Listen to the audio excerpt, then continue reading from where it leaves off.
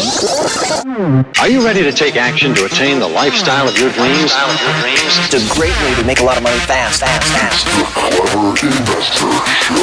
Hey, what's going on, Clever Investors? Welcome back to the Clever Investors Show. I'm your lucky host, Cody Sperber, the OG Clever Investor. And today in the studio, I'm excited. I have probably one of the guys I've known the longest, at least in the education space. I think I originally met you back in 2000 and maybe 11 or 12, something like that. Yeah. That sounds Something about like right. That, And he is an expert in the land space, in the multifamily space. He's probably one of the biggest educators out there in the land space. He's like how I wholesale houses.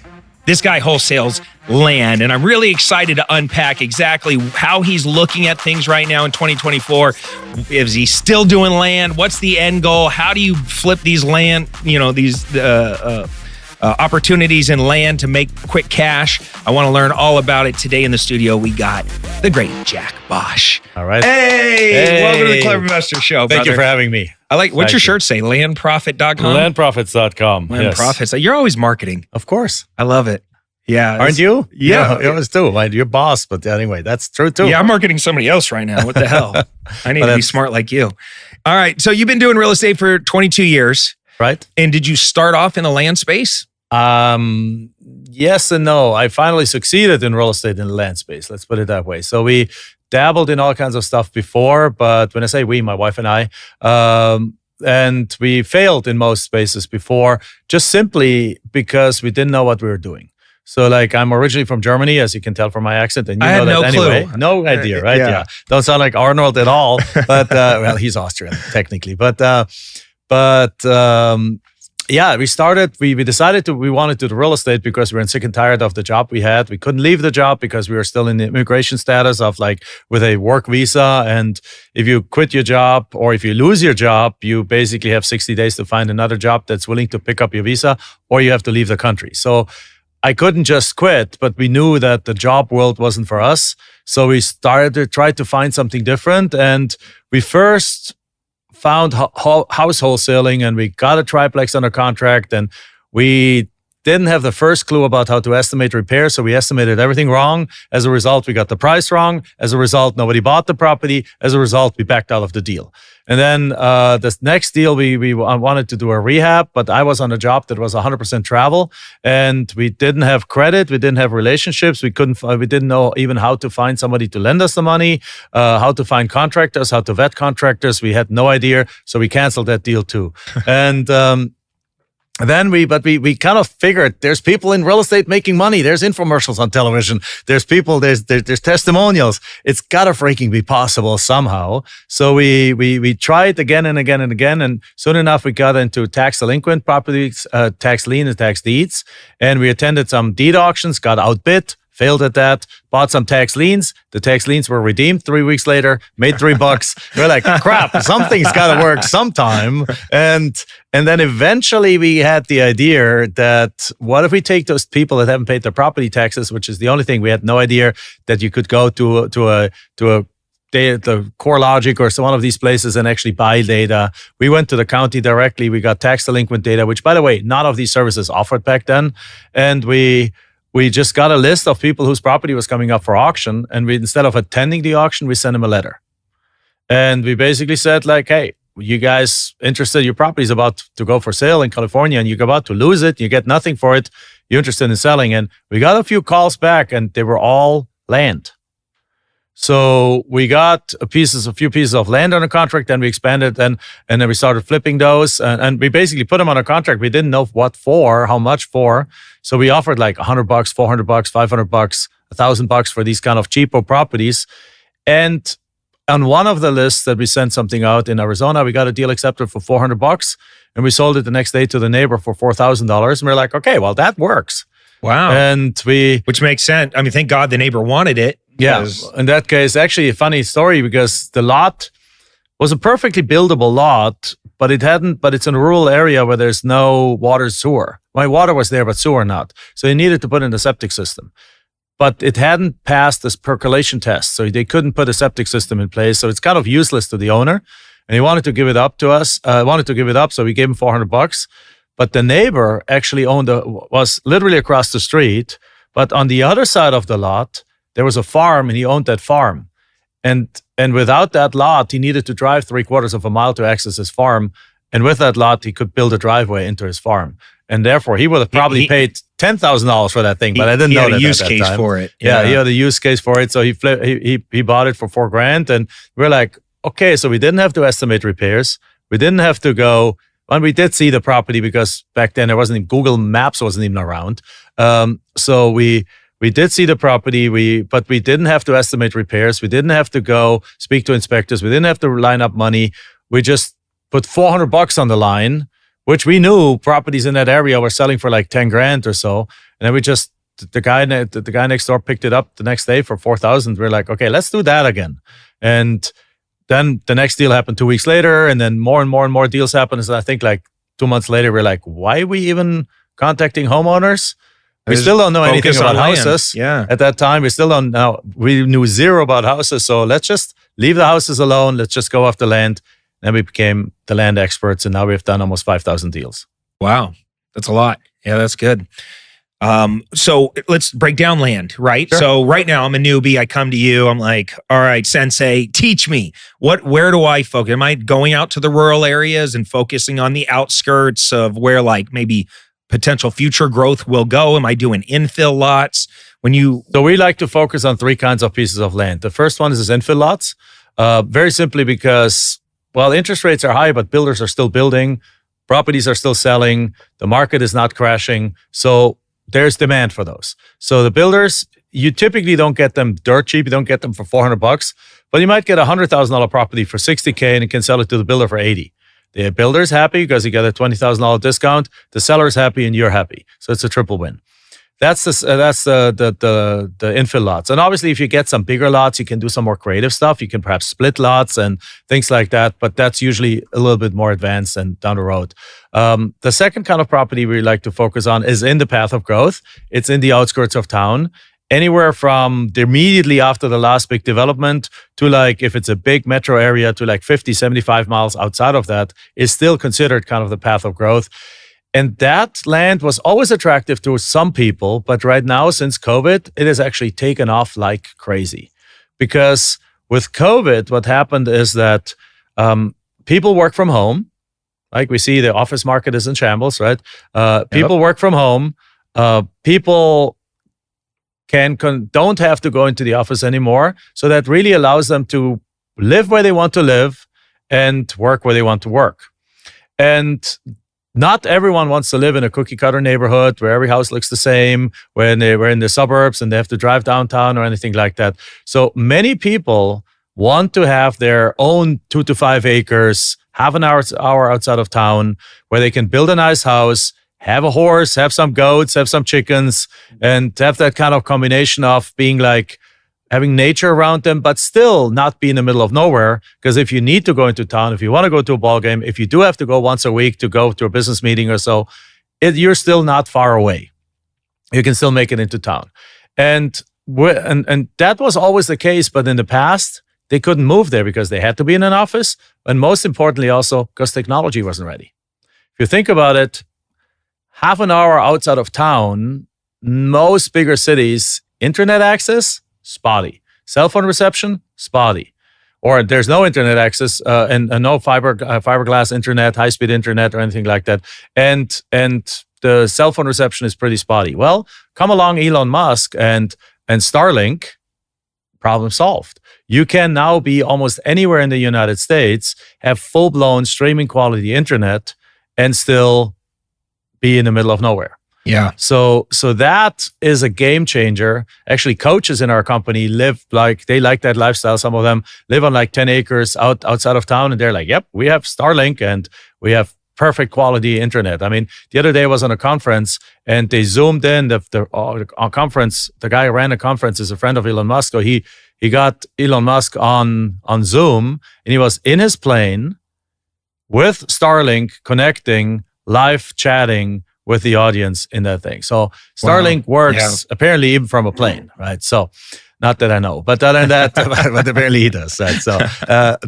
So bottom line is now we got people that can live where they want to live, work where they want to live, and on top of it, technology is there in terms of internet access. And solar has also come down in price. So if you really want to be off the grid, you can be somewhere, put a bunch of solar panels up there, which are cheap enough now. Put a house up there, put a well in place, have a septic system, and have Starlink. And you are 100% independent of the world, but you only half an hour from town. Yeah, we just bought 6 acres in Santan, which is, pretty far away, just, like what you would be considering, like on the outskirts where the growth is happening. We got 6 acres, and we're going to split it into 5 1-acre lots. The reason we couldn't for the last acre is because there was a wash running through the land. So some of the land is not buildable. But we are going to subdivide them into 5 lots. All will be about 1 acre, 1.2 acres, something like that. And then put a double wide manufactured style home on there. It costs us about $300,000 in total cost per property. And we sell them for about $405,000 to $410,000 per property. So there's about $100,000 to $110,000 in markup times 5. Yeah. So we took a kind of a dusty, like if you were standing on our lot, like it kind of looks like the terrain's not great and there's this wash running through it. By the time we got done fidgeting around with it, we turned something that everybody else passed on that we were going to wholesale for maybe $25K, $30K just to make a quick wholesale. We decided, let's run at this. We really wanted to do these affordable housing out there, and we turned it into a $550,000 almost profit. Absolutely, yeah. That's exactly like you can take it from just wholesaling, $20,000-$30,000 profit to a $500,000 profit and everything in between. You can go to the effort of perhaps of splitting the lots. Right there, you added value because just the lots split into 5 now make somebody else see the vision, and that might make you a $100,000 profit. Or you can get perhaps just the utilities in place, and now you make a $150,000 profit. Or you can go all the way and make $500,000 profit. It really, at the end of the day, only matters of how deep do you want to get into. And what we typically see with the people that come to us is at the beginning they just want to wholesale. They just want to wholesale because they have usually not much experience, or perhaps they tried houses and they struggled with it a little bit because of high competition and so on. And they come to us and they're like, I just want to prove the concept that this works. So then they go do 5-10 deals and they're like, oh my God, this actually works. And now it becomes kind of second nature. And after it becomes second nature, they look at those deals. They're like, well, let me not leave $500,000 on the table. Let's go a little further Let's go a little further over here. What's the average wholesale profit on a piece of land, would you say? Because in houses right now, it's probably $7 to $14,000, somewhere in there. It's around 15 for our students. $15,000. But that also means there's some $3,000 deals in there, but there's some $150,000 deals in there too, of course. But the same true for you. What's the biggest assignment that you've ever gotten? The biggest deal that we have done, we specialized for years in the lower price properties. So most of ours were like $20,000, $10,000, $20,000, $30,000 property value deals, so like cheap lots that we would make like between $5,000 and $15,000 on. But then the biggest one I've made one time, we bought a property for $1,875 to $100, so $1,875 and sold for $86,000. That's one of the larger ones. That's not necessarily. I also made some $100,000 ones and things like that. But from a profit, like I actually bought that property for $1,875 and then sold it. So from a actually return on investment point of view, that was the highest return on investment because it was something can't beat that. It was something like a 7,000% return or something like that. Beautiful. Yeah. And I just want to clarify real quick because I was just kind of going through. You said there's 3 types of land to go through. So what's the third? The third one is larger recreational acreage. Basically, the buyers typically for that used to be the weekend warriors. Basically, the guys having a good job, loving the outdoors, be stuck in the office from like Monday to Thursday afternoon or Monday to Friday. And then Friday afternoon, we'd take their big RV, their $200,000 RV, a bunch of toys in the back, and go up into an hour, 2-hour drive outside of town and just horse around on the land all weekend long, come back, dust the entire Sunday night, and then do it again. So their plan's not to really develop it. They just like having a slice of land that they can go play on. So traditionally, that was the buyer. But with the same things that just happened with COVID and stuff like that, even that land now becomes more feasible to actually spend weeks at a time on it. Because again, with a solar panel and Starlink and you're up and a running. well and stuff like that, you're up there. They can stay there weeks hunting or working from there, and you just every once in a while take your RV and have it emptied out and refill the water or something like that. Yeah, that's great. So that's typically the three kind of buyers, the three kind of properties. There's a couple more buyer types that fit into these different categories. Like, for example, a future retiree is a typical buyer that we target. It's a lot of people in their 50s right now start realizing that, unfortunately, in the United States, about 70% of all the people over 50 don't have enough money saved up to even survive one emergency, medical emergency, big broken out car, a total car, or something like that. So how in the world are they going to be able to retire? I mean, think about that, Jack. The average retiree couple spends $300,000 in medical during their retirement. Yeah. Most people don't have $300,000 saved up. That's right. Most people don't. And then, okay, Medicare and Medicaid and so on pay for some of that or a lot of that. But the average Social Security, I just looked it up the other day, it's under $1,600 a person. Yeah. So the average rent in a market like where we both are, Phoenix, is $1,500 a month or something like that. Yeah. So I mean, what is 1,600 times 12? That's less than $19,000 a year. I mean, that's like you're poor.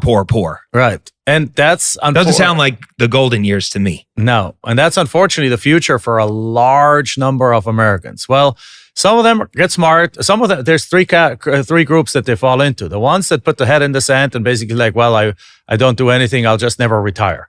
And they'll work into the 70s and basically die broke, right? The second ones are the really smart ones. They say like, I got to figure out a way to make money. So they're paying attention to webinars like this or like to podcasts like this, and they're educating themselves, and it's never too late to get started and make a ton of money. And the third ones are the ones that are basically saying like, well, if I can't retire, if after paying my rent because they don't have a house, or if they have a house, they still have a mortgage on it and they can't pay the mortgage. If they're like, if I don't have a house, if I can't even pay my rent anymore when I'm retired because I have no money left, I got to go somewhere where I have a lower cost of living. And a lot of them are looking out and looking for particularly the mobile home style lots. So what you're doing is exactly the right thing, because they're looking for lots that they can perhaps even put a used single wide mobile home on there that they can buy for 20, 30 grand somewhere. But they need to get the land. So they're buying the land from us, but they don't have the money to actually pay for the land. So what they do with us, what we offer in most of our land is actually seller financing.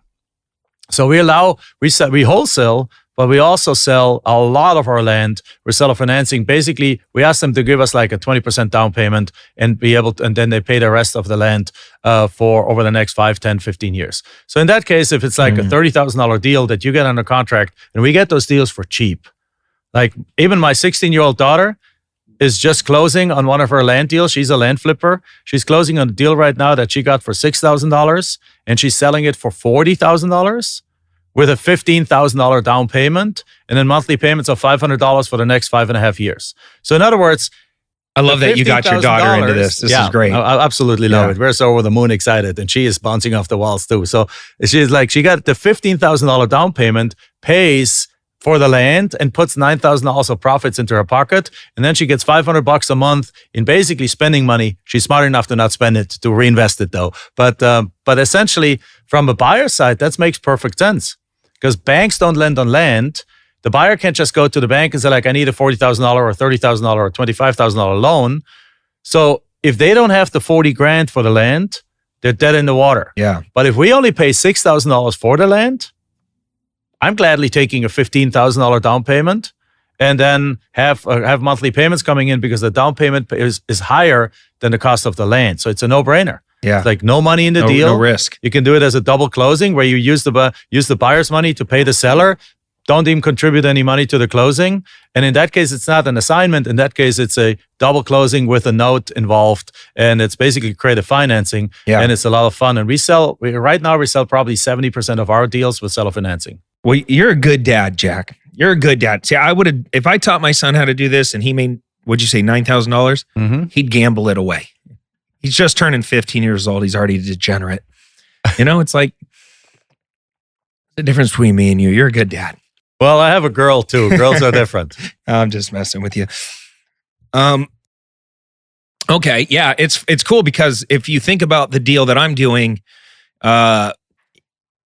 because it's right around $400,000 or less, it qualifies for the FHA mortgage. And it's a brand new mobile home? It's a brand new double wide. Therefore, it's financeable? Culver, I believe, is the manufacturer of these double wides.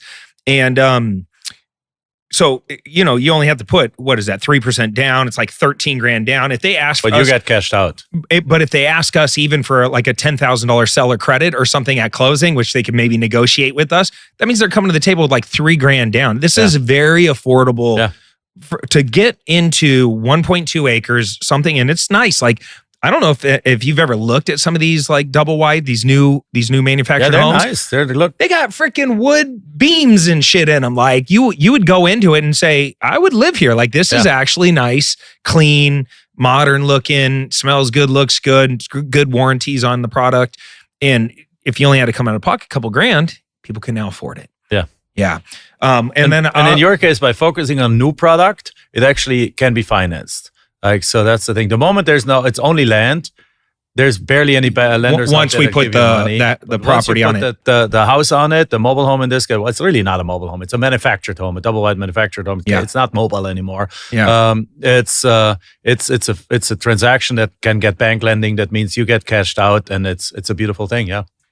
And I love that product too because it's like it's a short turnaround time from the time we order it to the time they deliver it and put it all together. It's not a very long delay, so we can get these things done in a reasonable amount of time. I want to say it's like 8 weeks, 9 weeks from the time we order it. That's to the fast. time. Yeah. It might be 14. I mean 10, a little 12, bit faster 14 than weeks. building a house. Yeah, it's fast. We also just closed on, and I actually leave tomorrow to go up there with all of my partners in the deal and our drones and all that stuff. We closed on a 67-acre development that a group of brothers found the deal, locked it up. I'm going to fudge the numbers up, but I want to say maybe they got it for $600K for 67 acres. Wow. Right? $600K for 67 acres up in Show Low, Arizona is a pretty good deal. Yeah. And they found it and they knew that they were onto something. There's a development right next door, a golf course, a clubhouse, all that stuff. And they knew they were onto something, but they didn't know how to take the project to the next level. So they flipped it to us. But what they did that's really smart is they inserted themselves into the deal. So not only did they kind of wholesale us the deal, but they inserted themselves in as an equity partner for a small piece of the back end because they know what we're going to do to it. We're going to come in there and build a bunch of affordable cabins, affordable houses. Which side of Show Low is it? West or east? It is on the, hold on, let me think of Show Low. north. So west, it's on the northwest side. Good area. Up by Lake Show Low. Okay. There's a literally Show Low Lake. It's the largest lake up there. And then there's already a bunch of community that's fully developed and built out. We're adjacent to that. We actually share some of the golf course holes with them, which is awesome. And there's a canyon and everything that kind of run through some of it. But we're going to do an RV park. We're going to do self-storage. We're going to do the affordable cabins. We're going to build ourselves a nice little owner cabin. And then we're going to carve out probably 6 or 7 acres. And we're working with the city right now to see what they want. And also looking at like all the different grants, the farming grants and the development grants to see if we can build like 180 unit affordable multifamily project very nice. there. We're going to need to raise a lot of capital. If you're listening to this, clevercapitalfund.com, if you want to get involved in some of our bigger projects like this, we're going to have to raise money for those type of deals. Normally we're self-funding a lot of deals unless we're going into these bigger projects.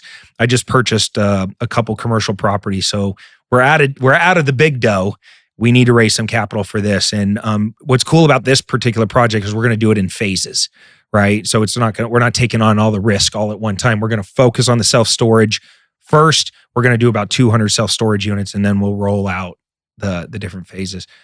But let's talk about land financing. You mentioned you can't just roll into a bank and get qualified for a loan on land. Why not?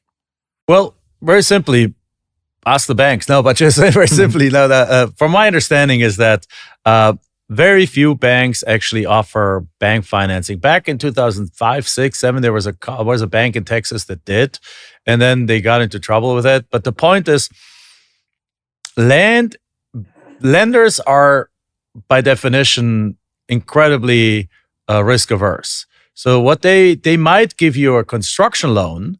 Of course, they give lots of construction loans. And if you contribute the land, right? So they want you to build the house on. They want you to build a house on it. So then they're protected.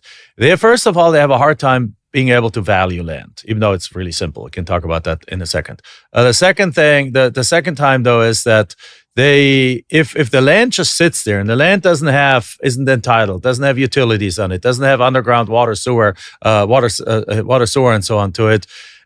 Basically, they're just looking at something that doesn't appreciate, that nobody's doing anything with it, and they just don't want to have a part of that. So they just want to have only a part of something where they're very reasonably quickly are in a very, very safe position.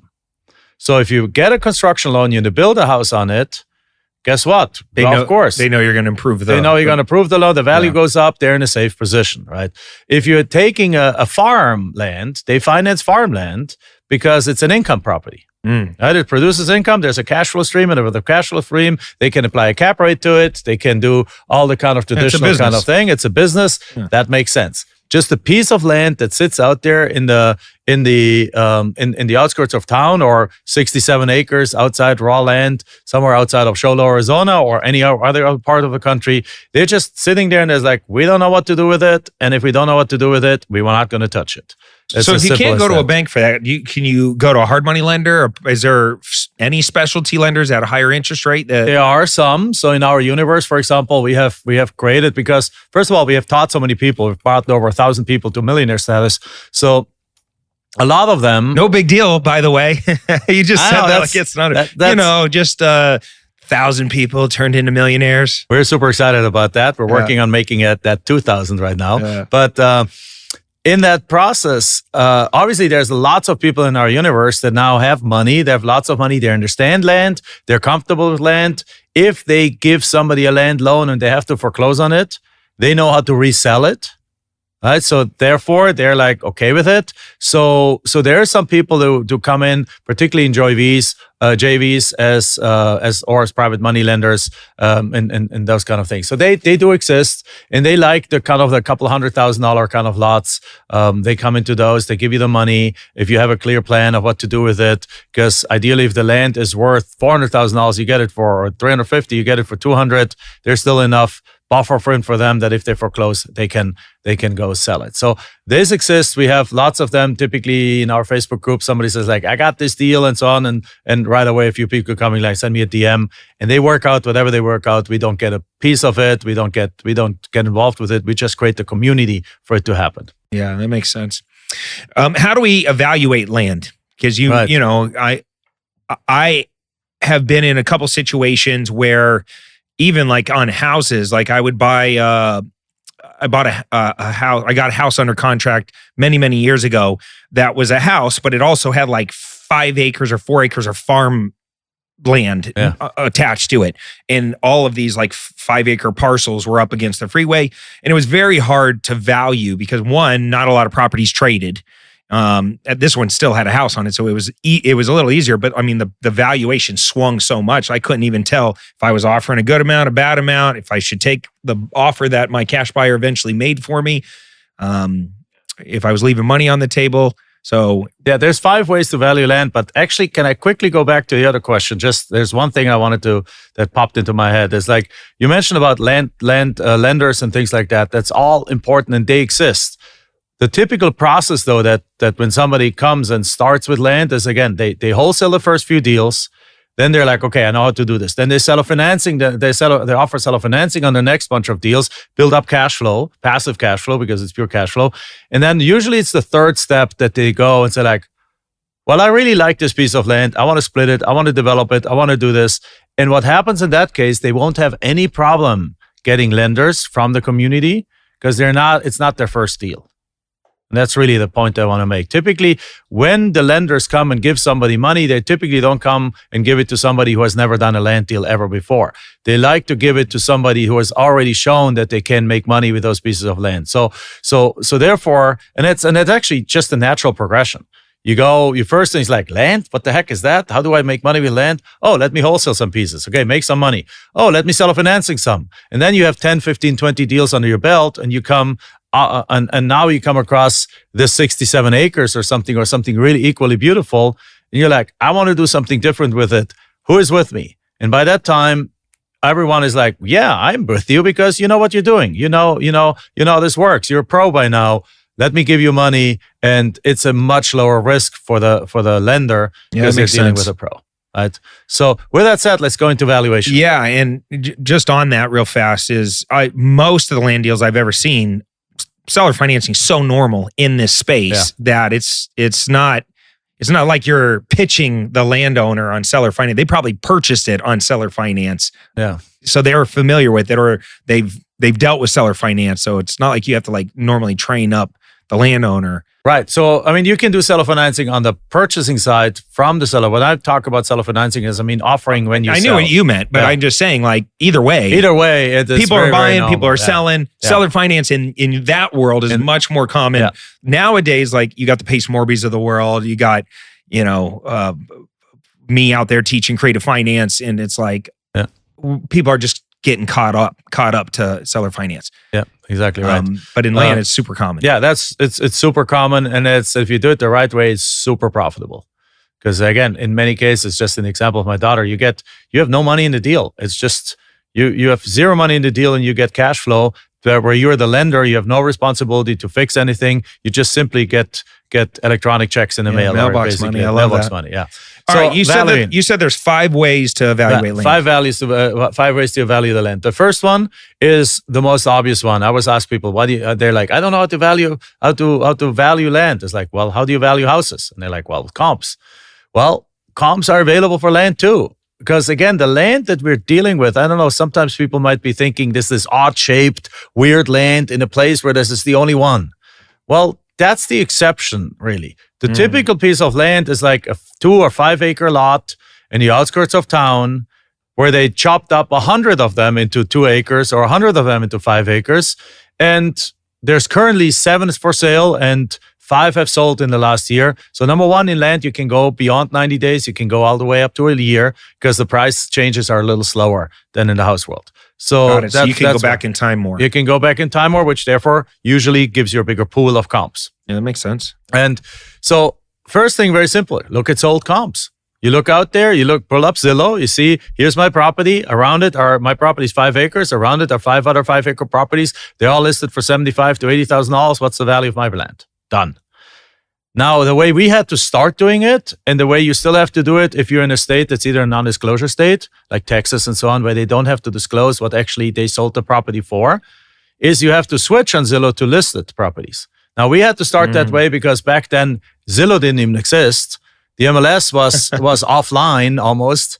But you're going to be close enough with a listed... Yeah, we had to go by listed values. And what we have learned is that that in land, properties are typically listed about 15% above what they sell for. So typically if they're listed for $90,000, well, they're probably going to sell for $75,000. So you can see that on Zillow today. If you go in the same area, see 5 properties sold for $75,000, you switch to listed, you see them listed at $85,000 or $90,000. Similar properties in the area. So therefore you take listed, it's the second one, you take what they have, subtract 10 to 15%, you have the market value. You're close enough. Yeah. And since you're not offering full market value, you're typically offering like 10 to 50% of market value. We're getting these properties at below half market value.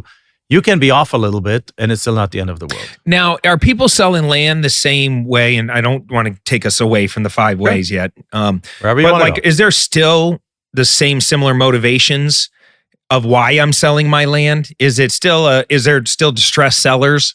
There's very few distressed sellers. You get what I'm saying? Because why am I going to sell you my land at at 30, 40, 50% off? So some of the reasons are the same, but some of them are different. So distressed sellers are very rare because most of the land doesn't have a loan on it. Most of the land, they own it free and clear. So it's more like of a garage sale mentality that people have. Often they have passed away and you're dealing with heirs. About a third of our deals we're working with heirs.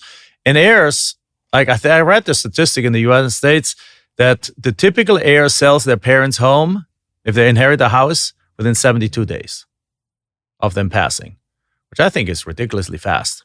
But so within 72 days, they sell the house. How fast do you think they want to sell a piece of land that doesn't have the potential for cash flow, that doesn't have a potential to be rented, that just sits there and eats up property taxes? Yeah. They want to sell that thing even faster. They don't care what they get for it. They just simply see like, man, I inherit this piece of land. I don't do anything with it. I need to mow the grass. I need to get the county violations off taken care of. Like when it rains a while, we're not used to rain, but in other parts of the country, it rains a lot. And so if this is a property that's an infill lot, and every 6 weeks you have to send somebody out there to mow the grass, otherwise it becomes a code violation and a nuisance.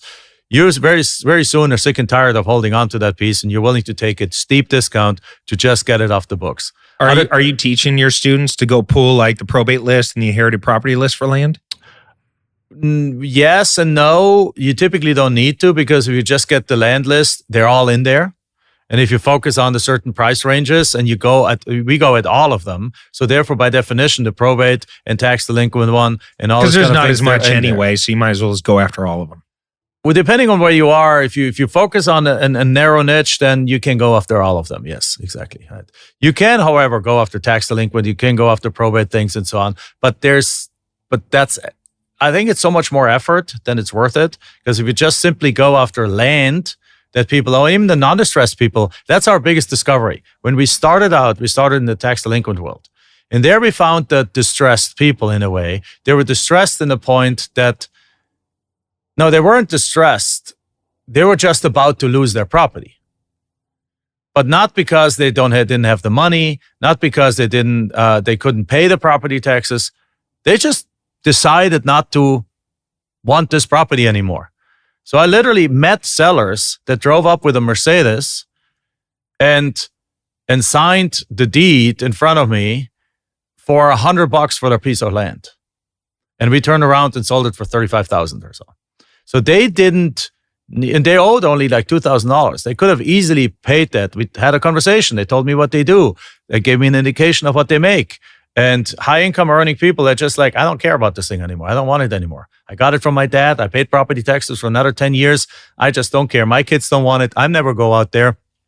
I don't give a crap. I don't want it. Just give me whatever you give me. What you want. Go. So exactly. Wow, that's interesting. It's a little bit different. So you're dealing with heirs. You're dealing with people that just simply don't want it anymore. You're dealing often also with a little bit older people that basically where one spouse has passed away and perhaps they had dreams for their property and they wanted to do something on the property, and then now that has gone out the window. Or perhaps they bought something in Florida, but they live in Minnesota, and now the grandkids are born and they don't want to move away from there anymore because they want to be around the little babies and so on. And now could they all just simply go and list it with a realtor? They could.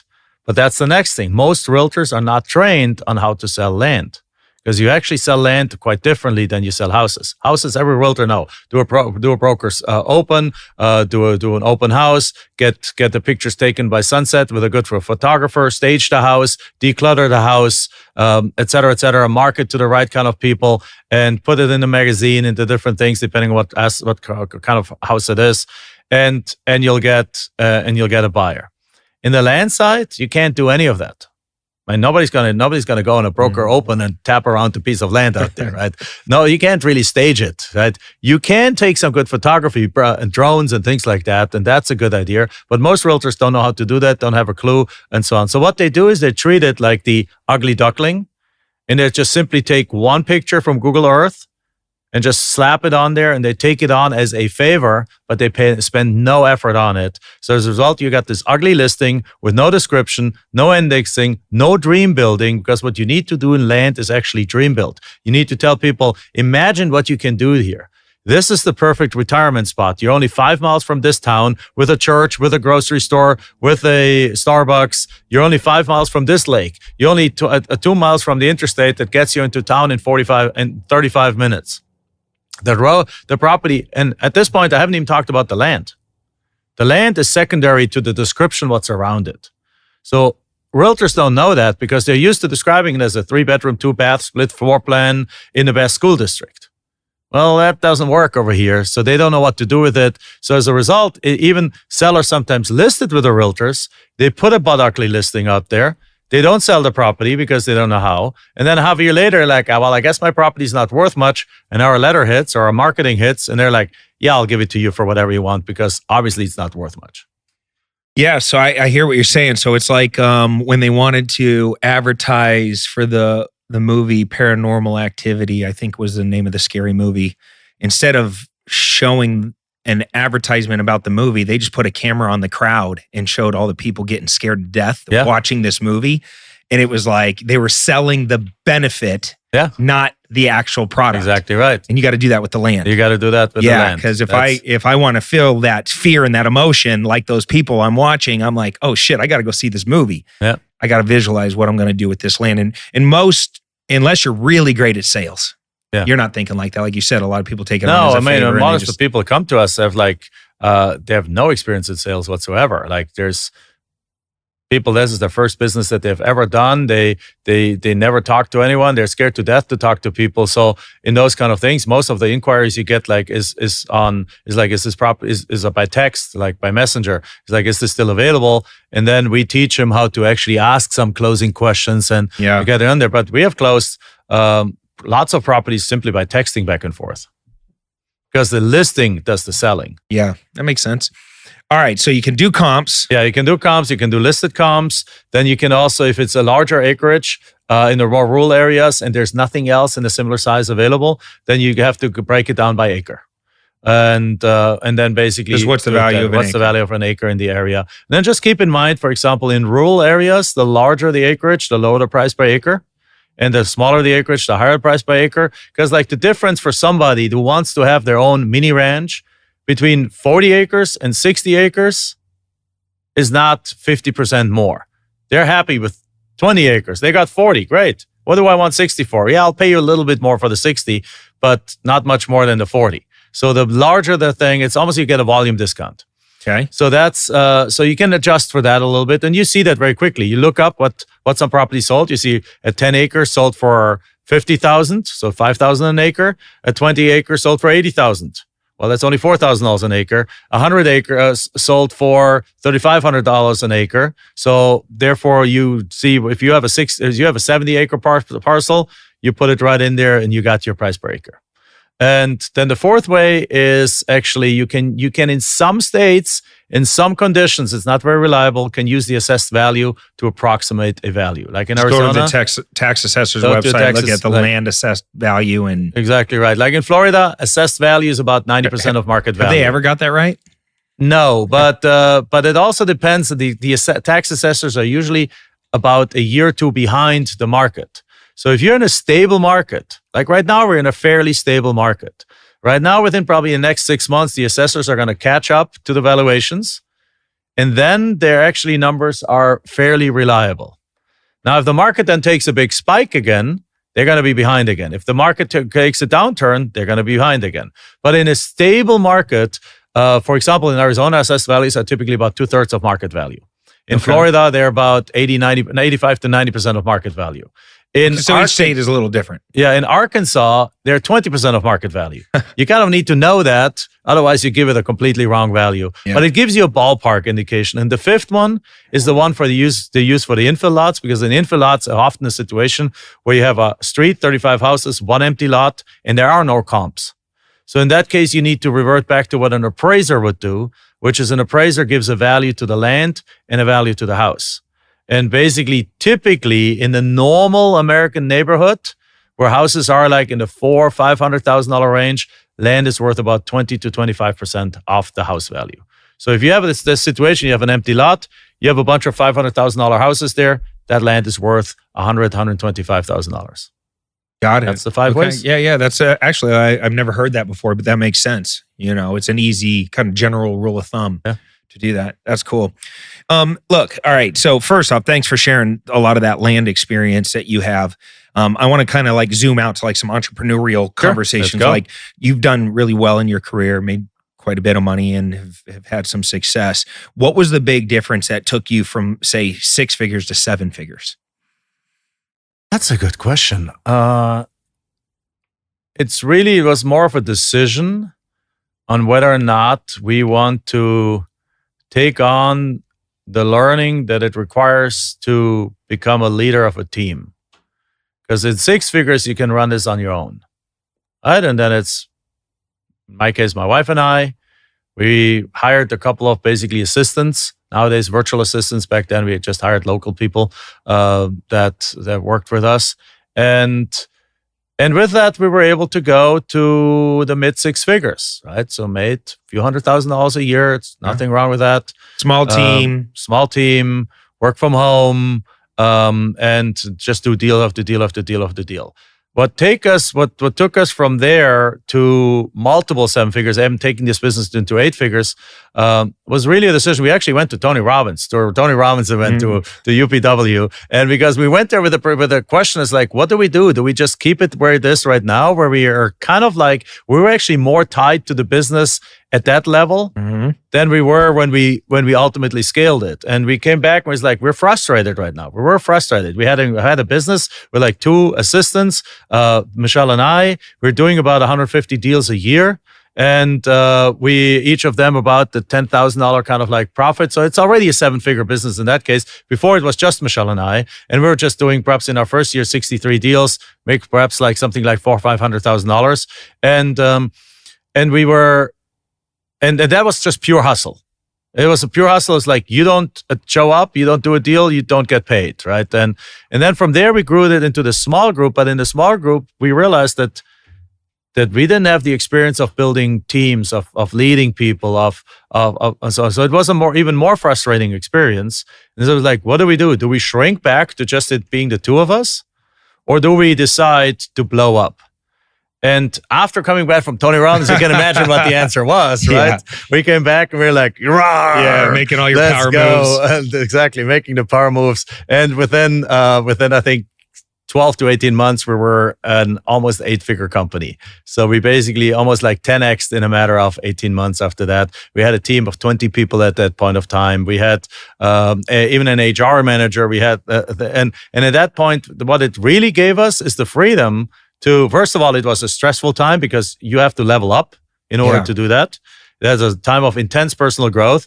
But then also after that, it also actually for the first time gave us the time to actually take time off, because now we had a team in place to actually do things that didn't all depend on us.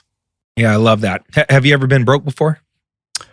I grew up pretty broke. I mean, not like sob story broke, living in the car and things like that. But my dad's a high school teacher. My mom's stay-at-home mom, and they brought us up and brought us to college on one salary, which means they saved every penny they had, and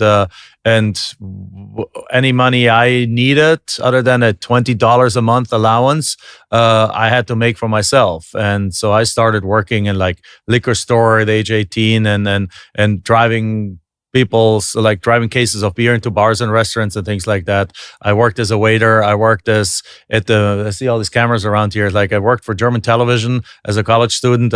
There's like the handheld camera, which now is all wireless. Back in the days, it actually had a big cable behind it. And there's a guy standing behind the cameraman with the cable to give him always enough. You were the cable guy? I was the cable guy. All right. I was the cable guy. But the nice part of it was it gave me the opportunity to go to like international soccer games and like political events and see the president of Germany and the chancellor of Germany and things like that. So it was kind of a lot of fun, but I was always broke because I had a broke mentality at that time. So so basically whatever came in immediately went out.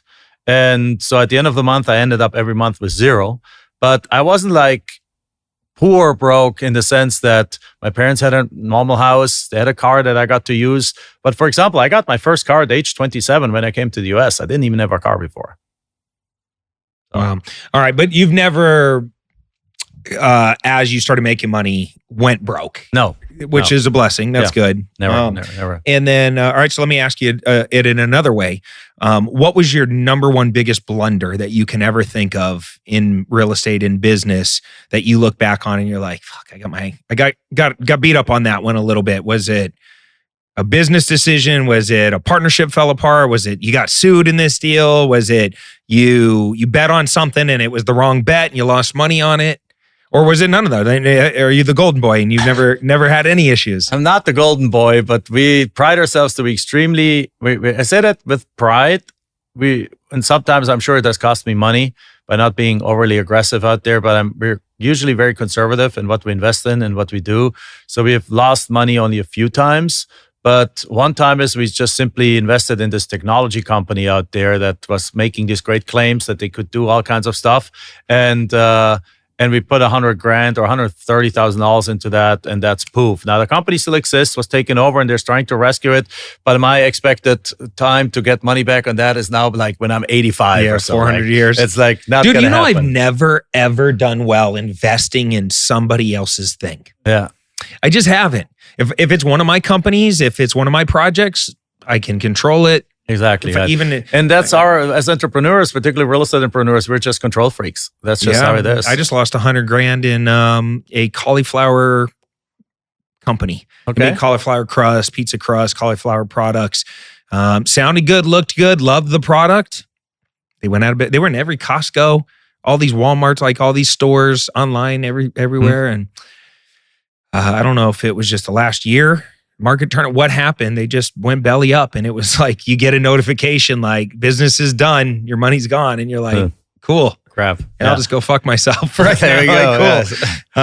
But it was a good reminder for me to just like stick to what I know. Yeah, the same here. So, I mean, we also do multifamily deals, right? So in the land space, I think I can count the number of times that I lost money on a land deal by two hands, and each time I lost like $1,000. And usually it's because we didn't even follow our own advice anymore. We thought we got cocky. We're like, now I know this area. It's all good. These properties are all buildable. Well, I hadn't paid attention that this area are all half-acre lots. This area, all quarter-acre lots, and the minimum building size is half an acre.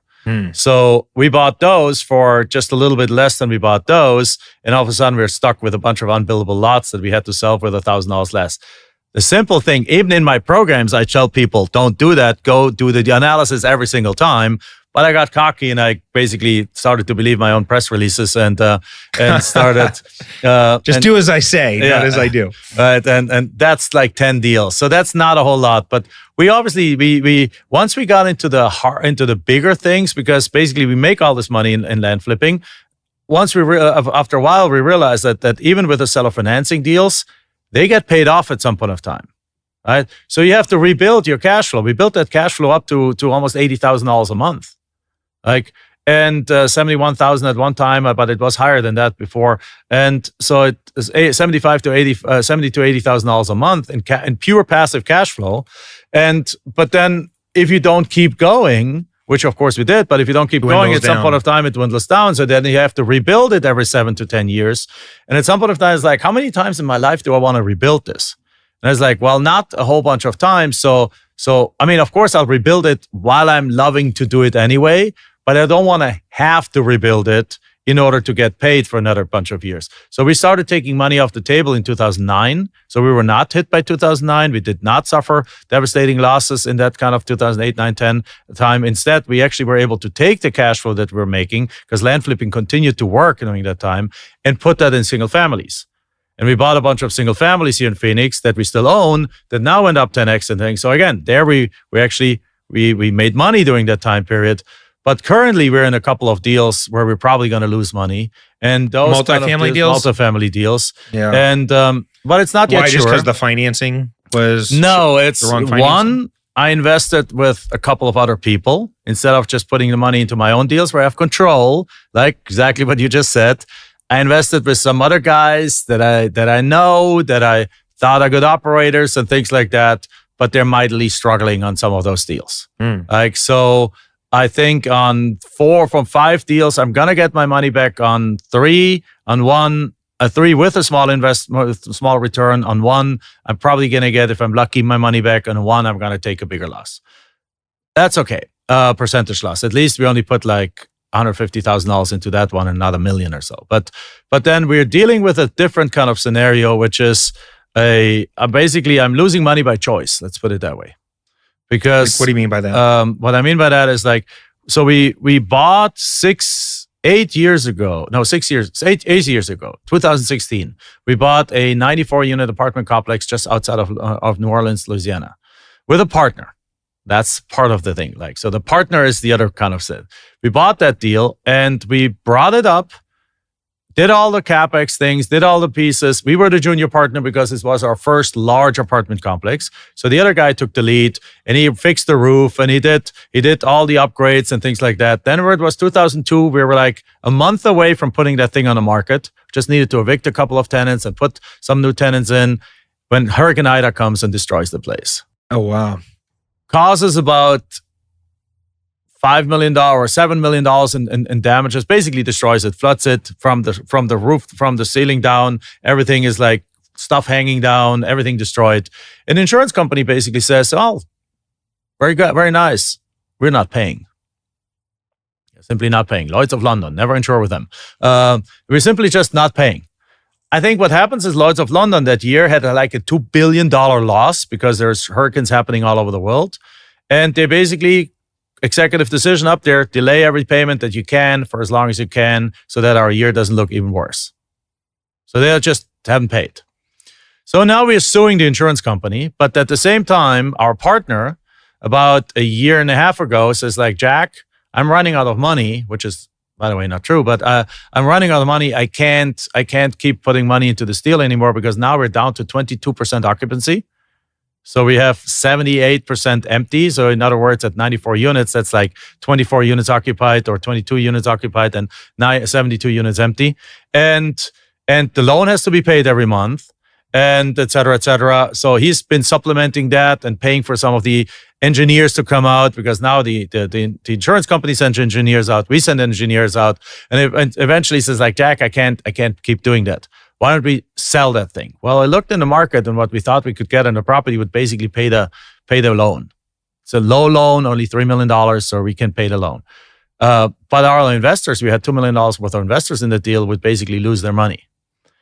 And that's where I say by choice, because I believe my reputation is more important than a financial loss on one deal. So I basically says like, "You know what, partner, no names mentioned. Happy to mention the name offline. Partner, move out of the way. I'm going to take over and we're going to bring this thing back." So over the last year and a half, my wife and I invested $3.5 million of our own money to fully rehab that property. Fully to the degree that we could. Is there more things that we should do? Yes, if we really would rehab it fully, we'd probably have to spend a few more million, replace every kitchen and things like that. But the kitchens are functional right now. The countertops are functional and things like that. They look good. They look fine. They're still a little wobbly and so on. So if really the insurance would pay, the insurance would have had to pay for all of that.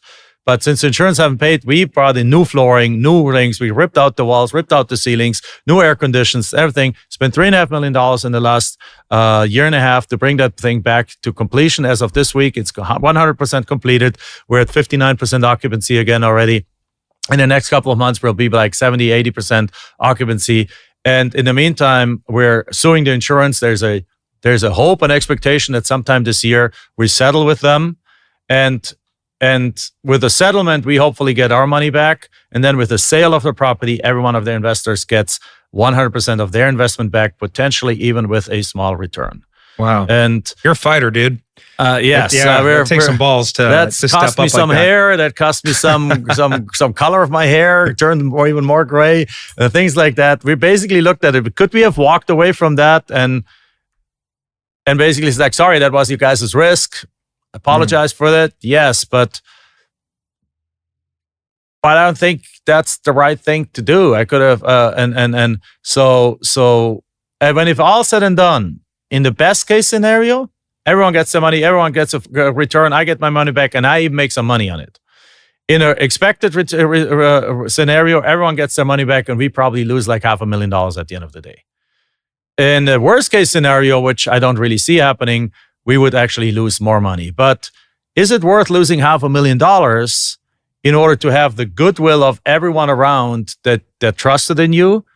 When you want to continue doing multifamily for many, many years and you want to keep having those same investors trust you and invest in you? And I think the answer is yes. I've had situations, not many, but a couple, where lenders put money up, shit went sideways for whatever reasons, and we paid them their expected returns, even though it didn't exist. Like we just came out of pocket and just made them pay. Exactly. And I've had deals where we've made, let's call it 60K, 70K in profit on a house flip that somebody else put the money up for. They were expecting to make 125K and we were expecting to make 300K. And everybody, we were going to have about 425K profit in this deal. It evaporated down to like a 70K profit because the market turned. And we gave all 70K to the investor. We took nothing, and it was like, that I wish we would have made something. And but that's sometimes why you're in business for as long as you've been in business. You got to do the right thing, And that's why we've been in business for as long as we haven't been in business. And that's why some other people have come up and they're disappearing again because they just don't do the right thing. So yes, have we lost money on that? Right now, we lost $3.5 million so far, but we hopefully get those back by the end of the year. I'm pretty darn confident that I'll get at least the vast majority back. I'll be praying for you, and fuck you, Lloyd's of London. There we go. Just kidding. I agree. Please insure my shit. I'm not kidding. He's not kidding. I don't have any issues with Lloyd's of London, but that sucks, dude. I hate when insurance companies jack you around like that. It's like, isn't that why we have insurance? Just why you got to make it complicated? But the good news is that we actually just had a conversation with our attorneys yesterday. They're working on hopefully a settlement and things like that. But I was like, I'm telling them, hey guys, we're like 6 weeks away from having, or perhaps 12 weeks away from having this property 100% stabilized, 100% running, cash positive again. And at that point, I can wait for my money. Yeah. Like we're in a position of strength here. We don't have to give in because that's what the insurance companies do. They actually outlast you. Exactly. They count on you not being able to last that long. So at some point of time, you throw up the white flag and say, like, give me something, and they throw you a bone, and then you walk away. And that's how they're operating. They're minimizing their losses. Well, with our case, that won't happen. So well, I'll be praying for you and your family and Thank all you. your investors. Hopefully, you guys get through that. How do people find you? So you got landprofits.com. What happens when I go there? Well, if you go to landprofits.com, you just go to our website. I think the better place where we have, let's say, a 30-day blueprint where people can actually go learn a little bit more about how land works. And it's a 30-day step. It's like a PDF. It's actually very detail-oriented. They can go under Land Profit Fun. So fun, like having fun. Landprofitfund.com. They can get that. Other than that, you just threw the fun in there, trying to make land fun. Of course, land is fun. And then obviously social media. I have my podcast. It's called very, very modestly the Jack Bosch Show. And you don't say. Yeah, of course. I need the Cody Sperber Show. There you go. Yeah. And because I don't just talk about land, the other day I had a local, you might know him, Mark Tarbell, local celebrity chef. He is like a television show here in Phoenix. He has 4 or 5 restaurants and 2 in the airport and things like that. He's a good friend of mine. I had talked to him about how he took his business very successfully through COVID. Right? When most businesses went out of businesses, or lots of restaurants went out of business, he had to do a lot, but he made it through. So it's an entrepreneurial class that we talked about there. I have my attorney coming up. That's I think next week or in a couple of weeks. Our attorney coming up on the podcast and talking about all kinds of contract issues and problems that people don't do and so on. And we have like a variety of things. It's not just a land flipping show. It's in finance, entrepreneurship kind of show. That's why I didn't want to call it Jack Bosch Show. the Go check that out. Yeah. And you said Land Profit Fun. Fun.com. And then on social media, I'm at Jack Bosch pretty much everywhere. YouTube, Facebook, Instagram. Well, thank you for being on the show, man. Really appreciate it. I've been trying to get this guy on the show for a couple months now, but he's always traveling the world. I know. I was gone. Enjoying the good life. Where are you? I'm going to Europe. It's like, oh, okay, cool. I'll wait. But I'm glad that we were able to get you on. And you're the first land guy we've had on here where we've really like broken that down. And hopefully somebody out there that maybe is struggling in wholesaling, try land, and go get training and mentorship from Jack and just see if that works out for you. If I know for every time I've ever experienced doing anything with land, it's been way easier to get the deals under contract, especially when you're newer. If you want to get some wins under your belt, like you said, try that and go wholesale some land, make a quick buck, and good luck to you. Appreciate you guys for taking the time to listen or watch this episode. Thank you very much for doing that. Please leave us a 5-star review if you got some value from this. That's how we trick the algorithm out there and pump the show up. So appreciate you guys. Till next time, we're out of here. Take care. Over here. Peace.